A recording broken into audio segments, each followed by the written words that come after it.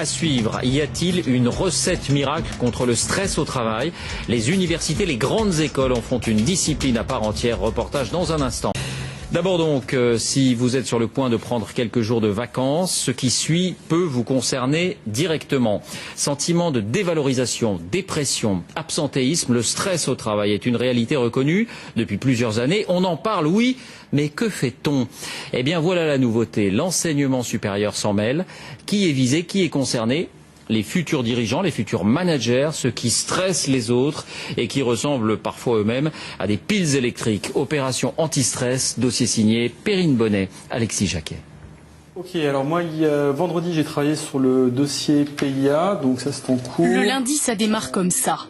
Répartition des tâches pour ce qu'ils appellent le sprint de la semaine. La course contre la montre qui régit cette start-up informatique. Ici, il y a 2 patrons, 5 salariés et des journées qui comptent double. C'est quoi votre amplitude horaire? 7h30, 21h30 en moyenne. Et un peu de travail à la maison le soir après 11h. Donc c'est très dur d'arriver à s'extraire de ce pression. De toute façon, vous êtes toujours en retard, donc vous avez toujours des choses à faire, vous êtes jamais serein. Depuis 1 an et demi, depuis qu'ils ont ouvert leur société, le stress fait partie de leur quotidien. On communique assez facilement la joie, le sourire, les rires. Par contre, effectivement, le stress communique aussi. Oui. Vous, par exemple, ça passe par quoi? Par des poussées d'acné. Non, je plaisante. Ça va se manifester effectivement par être un peu soupolé. Alors ils ont recruté des salariés capables d'encaisser, comme Thibaut Caporal, tout juste sorti d'école et formé à la dure. Dans l'entreprise-là, j'ai finalement moins de pression qu'à l'école où j'étais. C'est-à-dire qu'on vous a entraîné? Oui, on nous a entraîné vraiment à être stressé tout le temps. Ouais. Ils nous donnaient plus de travail que ce qu'on était capable de fournir. Préparé au stress en stressant, la méthode la plus répandue dans les écoles françaises. Sauf ici.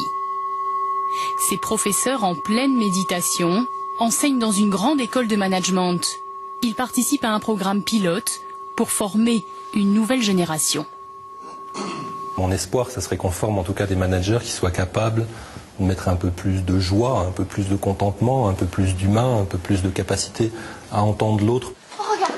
Alors ici, entre la finance et le marketing, les élèves suivent des cours de théâtre pour apprendre à communiquer sur un accident du travail ce jour-là.